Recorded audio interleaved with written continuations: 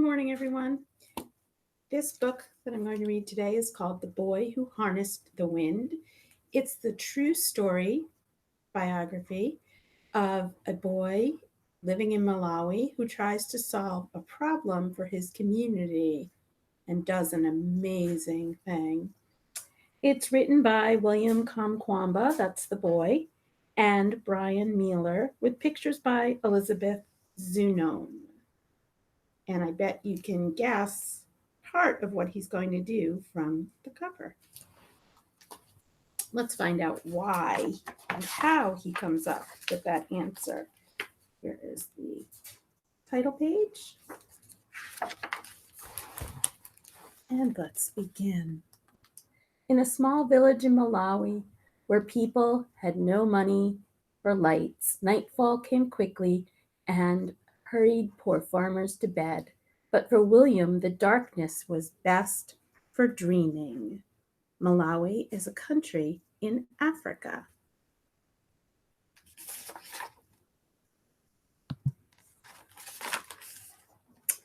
He dreamed of building things and taking them apart, like the trucks with bottle cap wheels parked under his bed and pieces of radios that he'd crack open and wonder, if I can hear the music, then where is the band? His grandpa's tales of magic also whispered in the pitch black of his room. Witch planes passed through the window while ghost dancers twirled around the room as if 100 men were inside their bodies.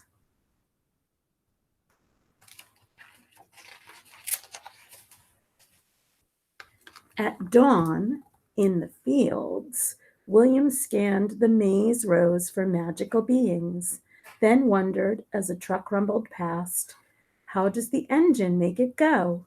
Pay attention where you throw that hoe, his father shouted. You'll cut off your foot.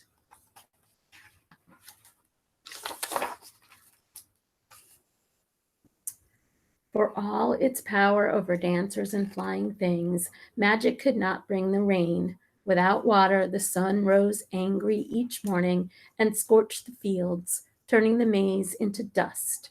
Without food, Malawi began to starve.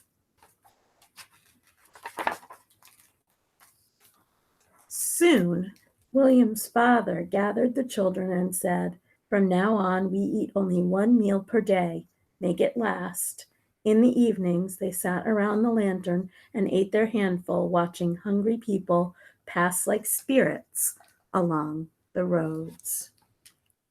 Money also disappeared with the rain. Papani, his father said, I am sorry. You will have to drop out of school. Now William stood on the road and watched the lucky students pass, alone with the monster in his belly and the lump in his throat. For weeks he sulked under the mango tree until he remembered the library down the road, a gift from the Americans. I wonder what he's going to look for.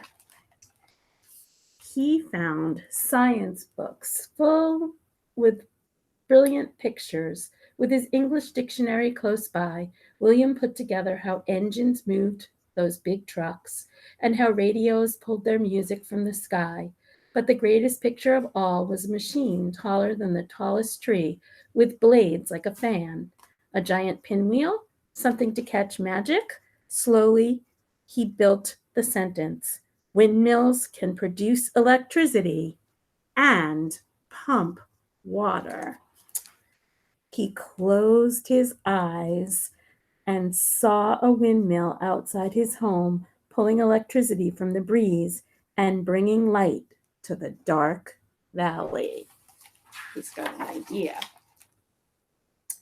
He saw the machine drawing cool water from the ground, sending it gushing through the thirsty fields, turning the maize tall and green, even when farmers' prayers for rain went unanswered.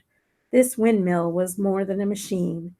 It was a weapon to fight hunger. Magetsi a Mepo, he whispered. I will build the electric wind. In the junkyard, pieces appeared like rusted treasures in the tall grass. A tractor fan, some pipe, and bearings and bolts that required every muscle to remove. Tonga, he'd shout to the birds and spiders, holding his prize. But as William dragged his metals home, people called out, "This boy is Masala. Only crazy people play with trash."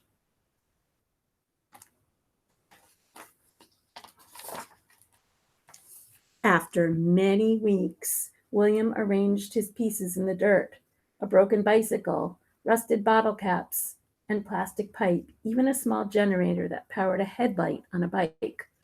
For 3 days, he bolted, banged, and tinkered, while chickens squawked and dogs barked and neighbors shook their heads, saying, "What's Masala doing now?" His cousin, Geoffrey, and best friend Gilbert soon appeared. "Muli Wanji," they greeted. "Can we help with the electric wind?" "Grab your pangas and follow me," he said, and took them into the forest. Together they swung their sharp blades into the trunks of blue gum trees, then hammered them together to make a tower. Standing atop, William shouted, "Bring it up," while the boys tugged and heaved. A crowd gathered below and gazed at this strange machine that now leaned and wobbled like a clumsy giraffe. Some giggled, others teased, but William waited for the wind. Like always, it came. First a breeze, then a gusting gale. The tower swayed and the blades spun around.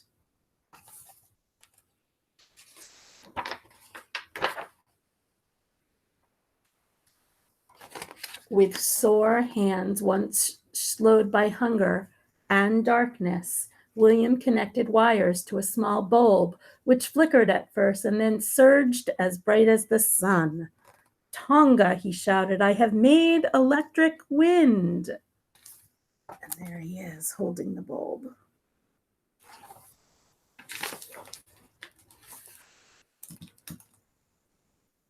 "Watch it, bueno," a man yelled. "Well done." As the doubters clapped and cheered, William knew he had just begun. Light could not fill empty bellies, but another windmill could soak the dry ground, creating food where once there was none. "Magetsi Mipo, electric wind, can feed my country," William thought.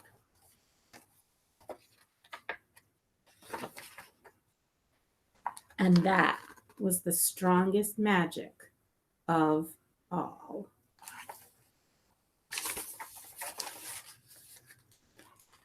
And at the end, here's a picture of the real William on the tower, and they give a biography of him here. And he has continued to do work to help his country of Malawi. He went to college at Dartmouth University in New Hampshire in the United States, and he is working on, he's returning to Malawi to work on renewable energy for electricity and pumping water in villages. So he used his head, what was around him, and solved a problem that helped lots of people. Think about it. Thanks for listening.